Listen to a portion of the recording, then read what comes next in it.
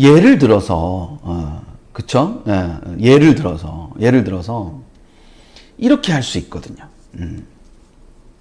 자, 보셨어요? 어디랑 어디죠? 예, 어디랑 어디입니까? 예, 지금. 예, 글자 보이세요? 제가 또 아주 그냥 개발세발 이렇게 써가지고, 보이시는지 모르겠지만, 이 두 개 보시면, 건국대랑 동국대잖아요. 건국대는 KU 지역균형이고 동국대는 학교장 추천인재 이렇게 되어 있잖아요. 예. 근데 둘 다 시나리오 번호가 몇 번이라고 되어 있어요. 둘 다 시나리오 번호가 3번이라고 되어 있죠. 보이시나요? 예. 건국대랑 동국대가 모두 3번이라고 되어 있잖아요. 근데 그 옆에 뭐라고 적혀 있나요? 이제 빨간 형광펜으로 제가 이렇게 해놨죠. 예, 분홍 형광펜으로 해놨는데 그 옆에 뭐라고 적혀 있나요? 보이세요? 예. 네. 그 옆에 뭐라고 적혀 있냐면 서류평가라고 적혀 있죠. 예, 서류평가라고 적혀 있어요. 즉 교과 서류평가가 둘 다 존재하는데 경쟁력의 판단이 어렵다. 그래서 이 두 개가 묶여 있다. 이유를 정해 놓는 거예요. 이유를. 그러니까 두 개가 비슷한 급의 대학인데 여기를 써야 될지 여기를 써야 될지 잘 모르겠는데 그 두 개를 모르겠는 이유가 교과 서류 평가가 존재하는데 그 경쟁력의 판단이 어렵기 때문이다라고 써놓는 거예요. 이렇게 쓰고 나면은 이런 생각으로 발전시킬 수 있거든요. 어떤 생각으로 발전시킬 수 있냐면 모집 요강 내의 평가 항목을 재정리를 해보고 그 모집 요강 내의 평가 항목을 재정리한 다음에 학생부 검토를 재실시한다. 이렇게 할 수 있거든요. 그래서 학생부 검토를 재실시를 해서 여기에 더 적합하구나, 여기에 더 적합하구나 해서 저것 중에 하나를 결정하는 거죠. 그러니까 이거는 결과적으로 무엇인가를 해서 정리를 해서 넘어가려고 하는 거예요.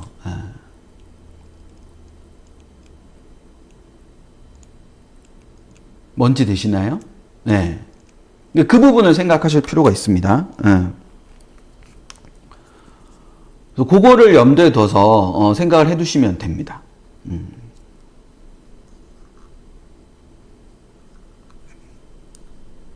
그러니까 이 이유가 존재해야, 이유가 존재해야 그 경쟁력에, 그러니까 이유가 존재해야 그 다음에 해결책도 나오는 거잖아요. 그래서 그 부분을 가지고 생각을 하셔서 전체적으로 연결을 시키시면 될 거다라는 겁니다. 이게 무슨 말인지 되시나요?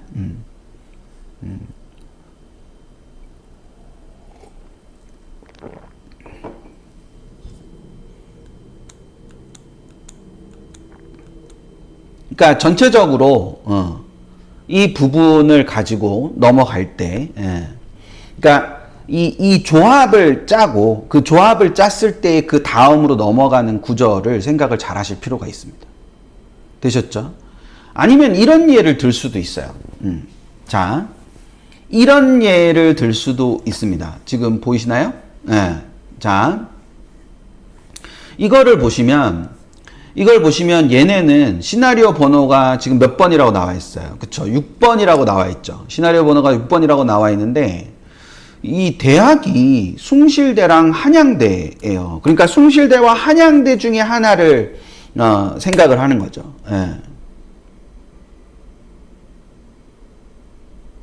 그러니까 이게 숭실대와 한양대 중에 한 장을 쓴다는 거예요. 제가 이 번호는 시나리오 번호는 한 장이라 그랬잖아요. 그러니까 특수대를 쓰지 않는 한 시나리오 번호는 6번까지가 끝이에요.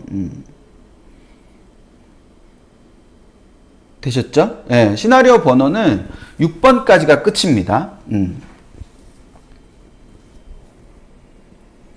그래서 이거를 6번이라고 해놨는데 숭실대와 한양대는 차이가 크잖아요. 근데 차이가 크는데 여기 지금 보시면 옆에 뭐라고 적혀 있냐면 수능 경쟁력 9평이라고 제가 적어 놓은 거거든요. 자, 이게 무슨 말이냐면은 수능 경쟁력, 즉 정시지원 가능군을 했는데 지금 정시지원 가능군이 그러니까 정시지원 가능군이 지금 건동에서 중경 사이에 걸쳐 있단 말이야. 되시나요? 네. 건동이랑 중경 사이에 걸쳐 있어요. 건동이랑 중경 사이에 걸쳐 있으면은 이 건동 부분하고 중경 부분을 쓰잖아요. 수시 원서로. 건동이랑 중경 사이에 이렇게 걸쳐 있어요. 정시지원 가능군이. 그러면 여기도 중경에서도 한 장을 쓰고 건동에서도 한 장을 쓰는데 이게 만약에 건동으로 만약에 확정이 되면 정시지원 가능군이 그러면 이 건동보다 아래쪽에도 한 장을 써야 되니까 숭시를 고민하는 거잖아요. 자, 이거 어려운 거기 때문에 이해가 되시는 분들은 되셨다고 표현을 해주셔야 돼요. 그래야 제가 다음으로 또 넘어가고 이럴 수 있기 때문에 자, 지금 정시지원 가능군이 건동이랑 중경 사이에 왔다 갔다 애매해요.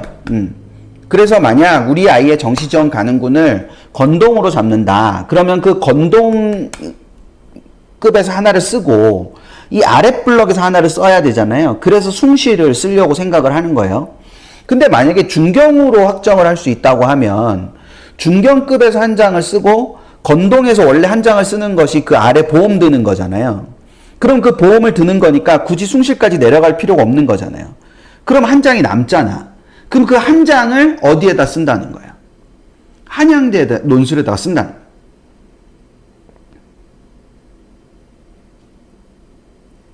오랜만에 지금 한양대 논술을 쓰는 그 경우의 수까지 이해가 되셨으면 5라고 한 번만 해봐 주세요. 오랜만에 숫자로 한번 해볼까요? 예.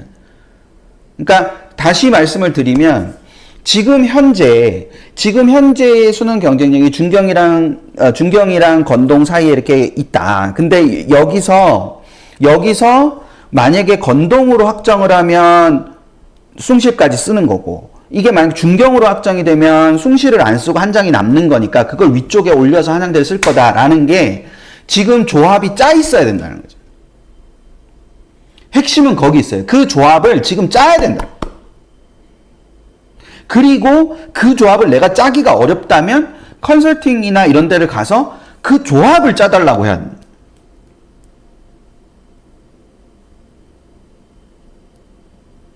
그 조합을 짜달라고 해야 된다고요. 컨설팅을 가서. 여기가 될까요? 안 될까요?도 중요하지만 그 사람들이 경험이 많다 보니까 여기와 여기 중에 그러니까 둘 중에 하나를 결정하세요 라고 하는 얘기를 듣고 와야 된다는 거죠. 그래서 이게 중경이 가능하냐 불가능하냐 요 부분을 가지고 생각을 해서 이걸 그래서 9평이라고 써놓은 게 9월 모평 가채점을 한 다음에 결정을 할 거다. 이렇게 놓는 거죠. 이렇게 해서 이걸 정리를 해놓고 그 전까지 9월 모평 전까지는 다른 고민을 해야 되는 거예요. 근데 이렇게 정리를 하지 않으니까 우리의 정시지원 가능군은 여길까? 우리의 정시지원 가능군은 여길까? 이 고민만 계속 하잖아요. 그러니까 여기일 때는 뭘 하고 여기일 때는 뭘 하고가 나와야 되는 거예요. 그래서 그걸 조합을 해놔야 되는 거죠.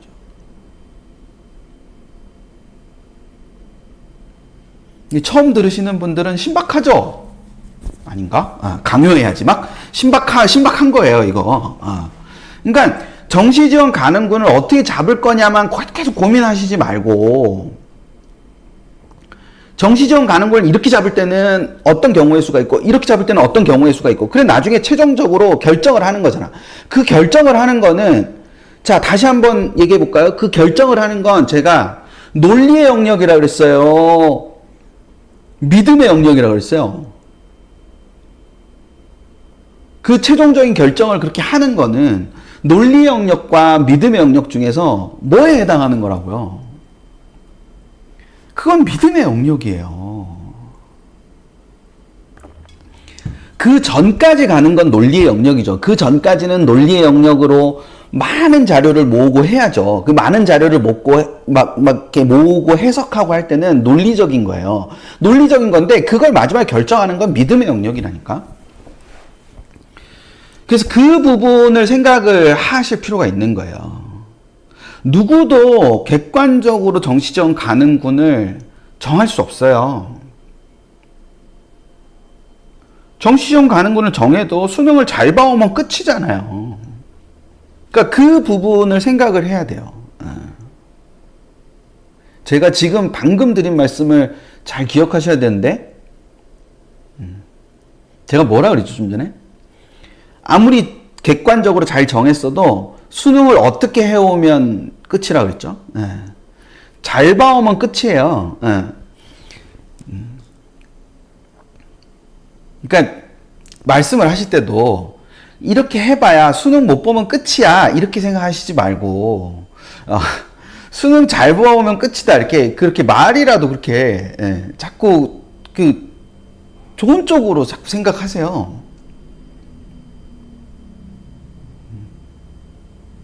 왜 못 볼 거만 맨날 생각을 하세요.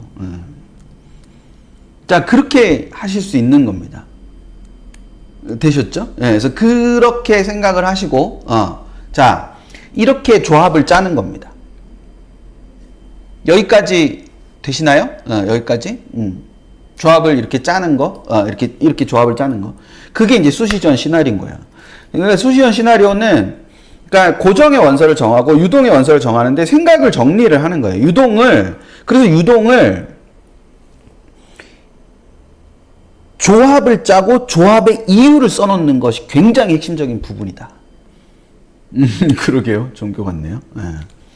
나만의 수시전 전략표는 이렇게 쓰는 거예요. 보이세요? 막 이렇게 화면을 이렇게 당기고 막 이렇게 해도 잘 안 보이실걸요? 근데 뭔가 이렇게 깨알같이 적혀 있긴 하죠. 그러니까 저렇게 깨알같이 쓰는 거예요. 저렇게 깨알같이 쓰는 겁니다. 깨알같이 쓰는 건데,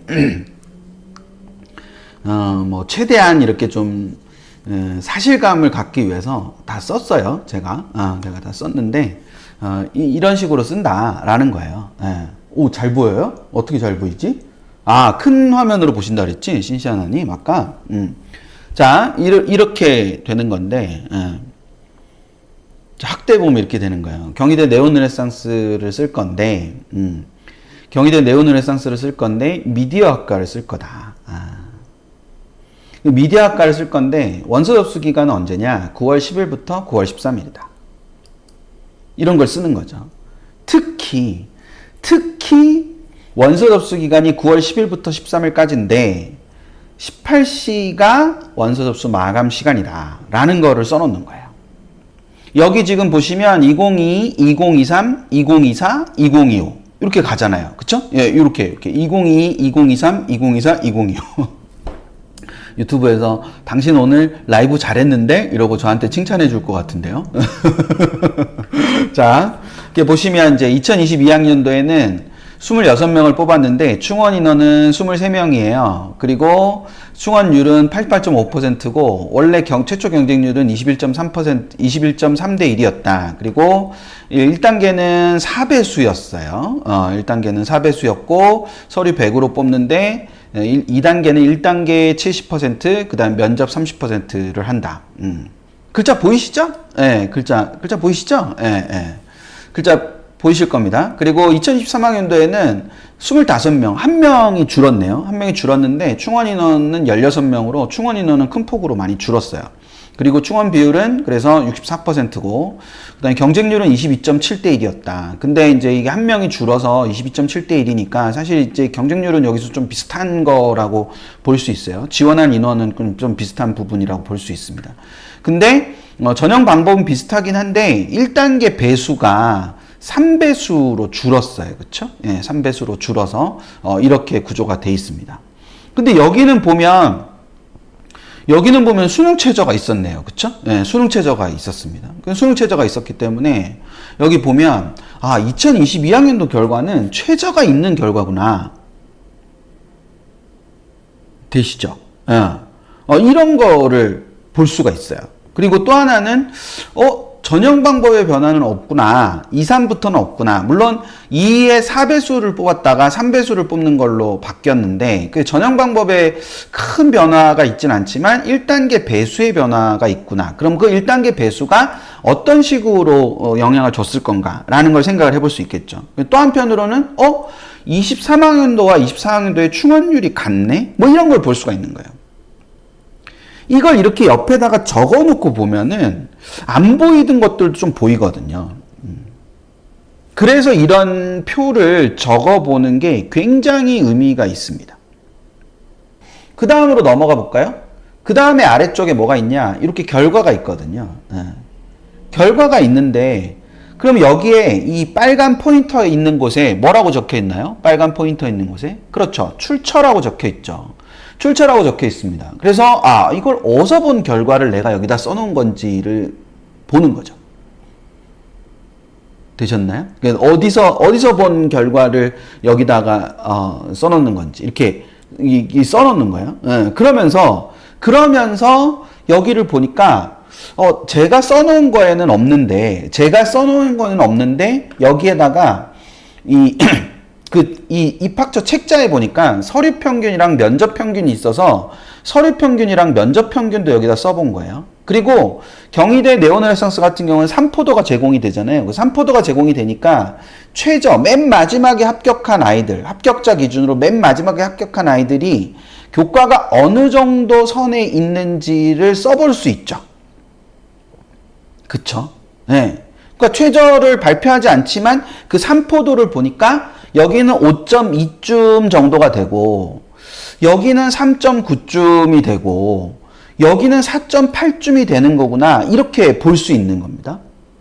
근데 거기 이제 경희대 그 3포도를 보면 3포도는 항상 이렇게 애들이 집중적으로 모여 있는 곳이 있어요. 그래서 밀집 구간, 그러니까 아이들이 많이 모여있는 밀집 구간을 좀 찾아봤더니 1점 후반부터 2점 초반, 1 후반, 1점 후반부터 2점 초반. 그래서 뭔가 좀 추가적인 정보는 어떤 게 있는지를 써보는 겁니다. 이렇게 한 곳에다가 다 모아놓는 게 필요한 거예요. 그리고 그 추가적인 정보는 쓸모가 있는 것인지 쓸모가 없는 것인지를 판단해야 돼요. 그러니까 쓸모가 있다 없다를 먼저 판단하시기보다는 저런 정보들을 다 써놓으면서 이거는 근데 쓰긴 썼는데 쓸모가 없겠다. 즉 예를 들면 서류평균이나 면접평균은 요것만 봐서는 별로 의미가 없는 거예요. 그쵸? 요것만 보면 별로 의미가 없어요. 왜냐하면 우리는 어떻게 해야 92.1이 나오는지 모르니까. 근데 저걸 다른 모집 단위와 비교를 하면요. 다른 모집 단위와 비교를 해보면 여기는 센 곳이구나. 여기는 안 센 곳이구나. 여기 애들은 면접을 잘 보는구나. 여기 애들은 면접을 못 보는구나. 이렇게 판단할 수는 있어요. 그럴 수는 있지만 요것만 가지고는 쓸모가 없어요. 그러니까 그거는 쓸모가 없구나. 이렇게 판단할 수도 있고 아니면 요거는 좀 의미가 있겠는데 이렇게 할 수도 있고 왜냐하면 내가 의미가 있다, 의미가 없다 이렇게 할 수 있는 거죠. 더 나아가서 이런 것도 해볼 수 있죠. 여기를 지금 보다 보니까 2.6인데 2.1, 그 다음에 2.27.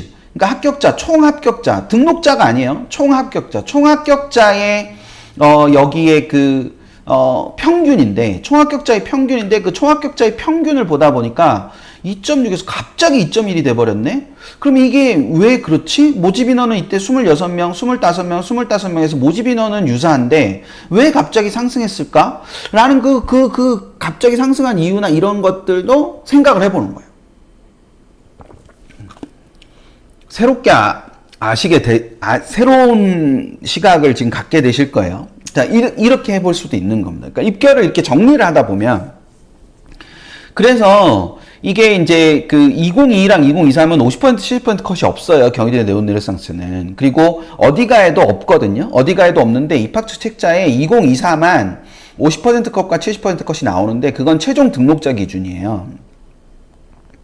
그리고 이 평균은 합격자 기준이고 이게 다 다르단 말이에요. 그러니까 그거를 이렇게 정리를 하는 게 필요한 거예요. 이렇게 정리를 해볼 수 있는 겁니다. 자, 지금 어디까지 봤나요? 여기서부터 쭉 빨간 포인트 따라오시면 쭉 해서 여기까지 봤죠. 근데 여기 밑에도 또 뭐가 있잖아요. 그쵸? 밑에도 제가 뭘 많이 써놨잖아요. 밑에도 뭘 많이 써놨는데, 이 부분을 이제 생각을 이제 좀 정리를, 그러고 난 다음에 이렇게까지 여기까지 이제 데이터들을 다 모았어요. 데이터들을 다 모으고 나면은 생각을 좀 정리를 해볼 필요가 있어요. 그래서 그냥 저렇게 표를 만든 게 아니라 그 정리를 하기 위해서 이렇게 나만의 정리라는 게 있는 거야. 전형은 어떻게 변화했는지, 그리고 특이점은 뭔가 있었는지, 그리고 흐름이나 추세나 예상은 어떤 게 있는지, 그러면서 이제 기타 또 뭔가를 쓸 게 있는지, 이런 걸 정리를 해보는 겁니다.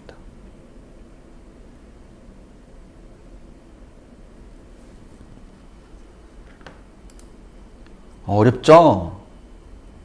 어렵죠? 예. 근데 이거는, 제가 아까 앞에서 말씀드렸잖아요. 이거는 이해하는 게 아니라 받아들이는 거라.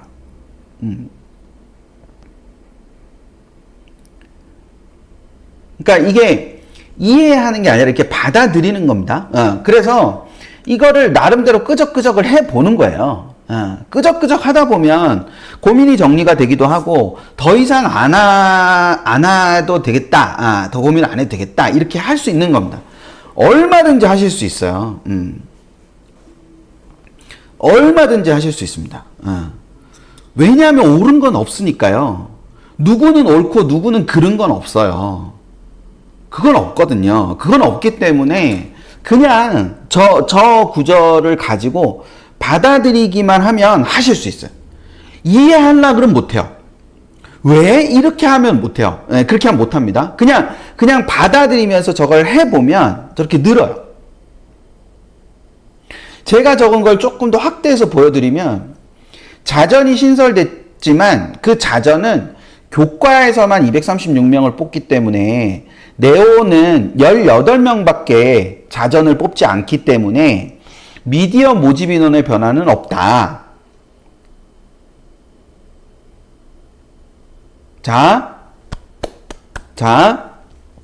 자전이 신설되었지만 교과에서 236명을 뽑고 네오는 18명밖에 뽑지 않기 때문에 미디어 모집 인원의 변화는 없다. 근데 2022학년도에는 평가 항목이 4개였고 최저가 있었으나 2023학년도에는 평가 항목이 4개였고 최저는 없었고 2024학년도에는 평가 항목이 3개로 바뀌었고 최저가 없었다. 근데 2025학년도는 평가 항목이 3개고 최저가 없다. 이렇게 정리가 됐잖아요. 근데 2022는 2.6, 5.2, 2.6이 평균이고 5.2가 끝이었고 2023학년도는 2.1이 평균이고 3.9가 끝이었고 2024는 2.27이 평균인데 4.8이 끝이다. 그럼 여기는 변화폭이 큰데 여기는 변화폭이 적다. 비교적. 따라서 평가 항목보다는 최저가 미치는 영향이 더 컸나? 이렇게 생각을 해봤다는 거죠. 저는 그렇게 생각을 해봤다는 거예요.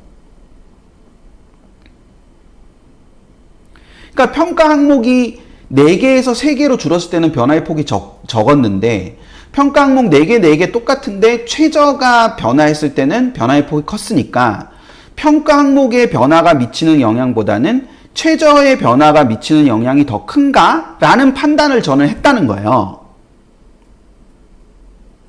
그래서 이 일과 미디어의 모집 인원의 변화가 없는 점과 평가 항목보다는 최저의 변화가 더 크고 그럼 여기는 최저가 똑같이 없고 평가 항목도 똑같으니까 이 부분을 두 개를 합쳐보니까 2024와 유사한 수준이 될 가능성이 있나? 라고 생각을 하면서 그 2024를 가지고 원서를 써야겠구나 라고 판단하고 원서를 쓴다는 거죠.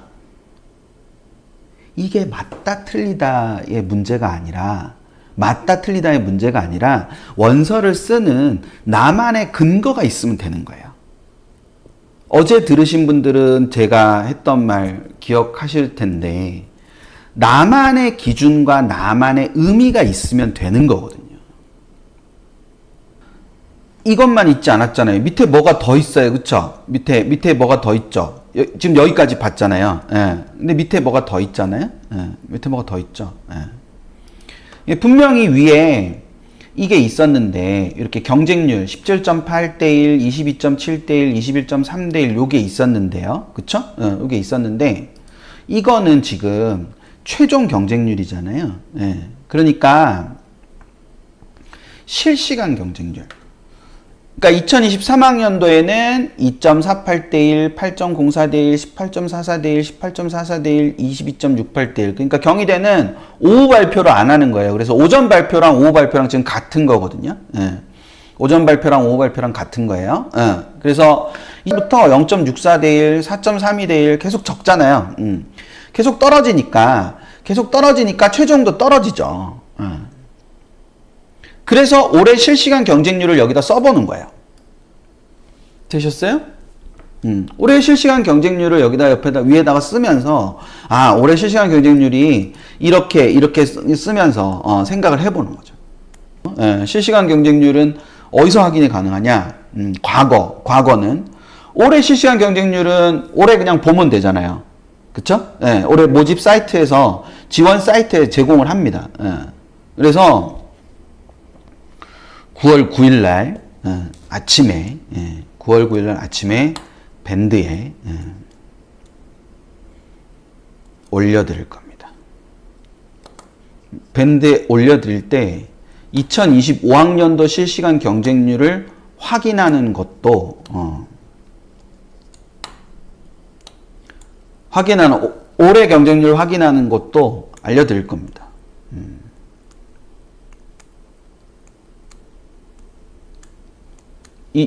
저 때 드릴 거예요. 9월 9일부터 원서 접수잖아요. 예. 9월 9일부터 원서 접수기 때문에 앞에 미리 알고 계실 이유가 없습니다. 그냥 9월 9일 날 나오는 거를 보시고 하시면 돼요. 예. 요런 걸 드릴 겁니다. 되셨나요? 예, 요런 거를 드릴 거예요. 요런 걸. 예. 아이고. 화면 잘 나오죠? 예, 예. 요런 거를 드릴 겁니다.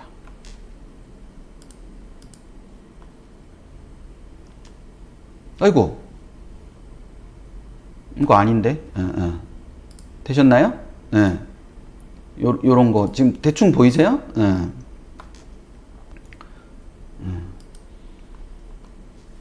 이런 걸 드릴 건데 언제 드릴 거라고요? 9월 9일 날 에투스밴드에 드릴 겁니다.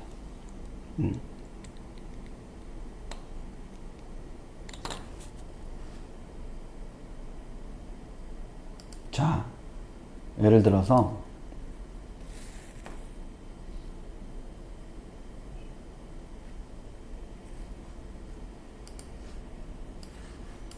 이렇게 보시면요. 여기서 대학을 정하시고요. 여기 오셔가지고 대학을 정하세요. 예를 들면 건국대 이렇게 정하세요. 건국대의 지역균형 전형에 또는 지역균형 전형의 국어 국문학과다. 그러면 이렇게 되는 겁니다. 학생부 교과 전형이고 2022가 초록색, 예를 들면 2022가 여기 있고 2023이 여기 있고 2024가 여기 있다. 아니면 이제 논술 우수자 전형을 보고 싶다. 그러면 이제 이렇게 막 이렇게 바뀌죠. 예. 이렇게 바뀌는 거 보이시죠? 예. 여기에 자기 추천 전형을 보고 싶다. 그리고 여기에 부동산 학과를 보고 싶다. 저렇게 바뀌고.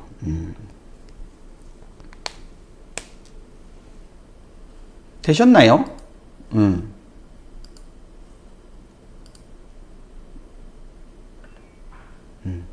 제가 좋아하는 차르르 있잖아요.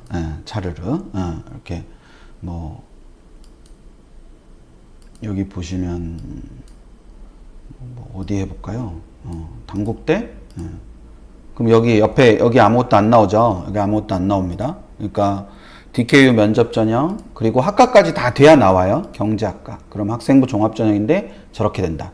그리고 2023, 2022는 뽑지 않았기 때문에.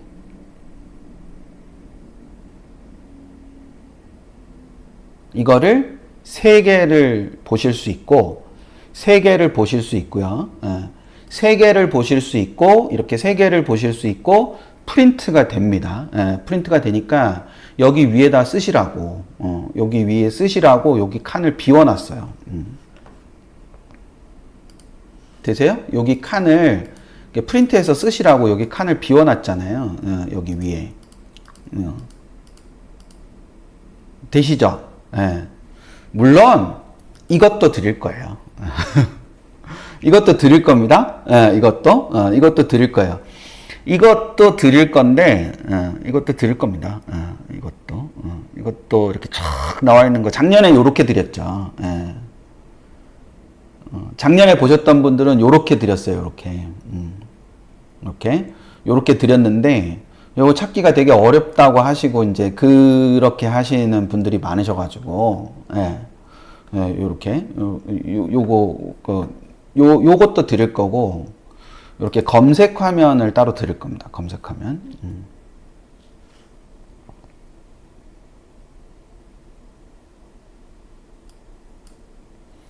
되셨죠?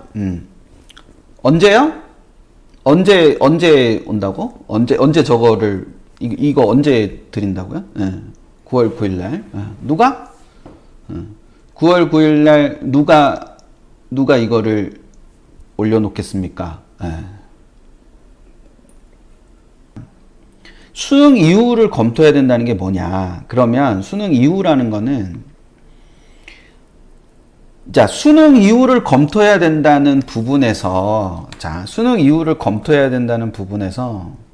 무조건 못 볼 거니까 라고 하시면 안 돼요.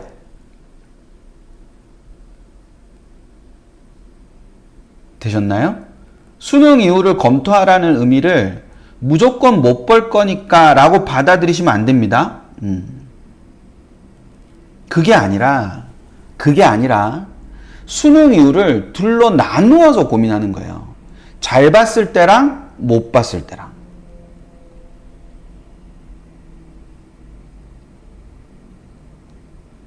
되셨어요? 그러니까 수능 이후를 검토한다는 저 의미는 무조건 못 볼 거니까로 출발하면 안 되고요.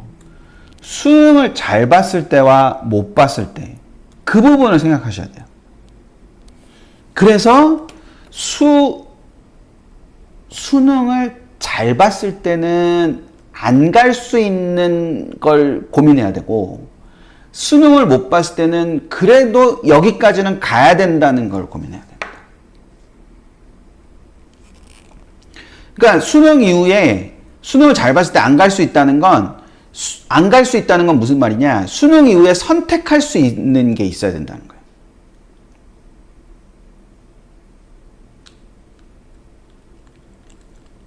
그리고 수능을 못 봐도 적어도 여기까지는 가야 된다라고 한 보험을 들어놔야 되는 거예요.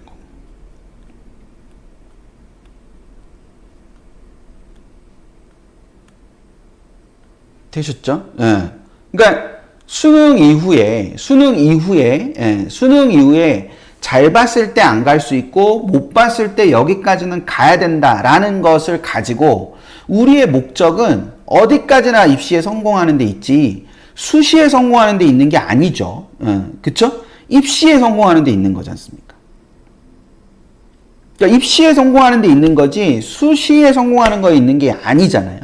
그렇기 때문에 수능을 잘 봤을 때와 수능을 못 봤을 때를 모두 다 놓고 가정을 하고 그 수능 이후를 생각해야 된다는 거. 그 부분을 염두에 두셔야 됩니다.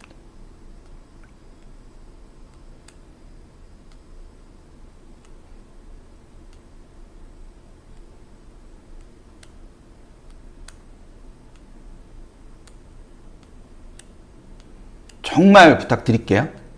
되셨죠? 저 부분을 생각을 해 두실 필요가 있다. 그래서 이걸 바탕으로 수시형 시나리오는 제가 아까 이거라 그랬죠. 이거라 그랬고, 그래서 이후를, 이를 위해서 가장 먼저 고정원서와 유동원서, 그래서 유동원서, 확정된 원서와 고민 중인 원서를 정한다. 언제까지? 9월 모평 전까지. 꼭 기억하셔야 됩니다.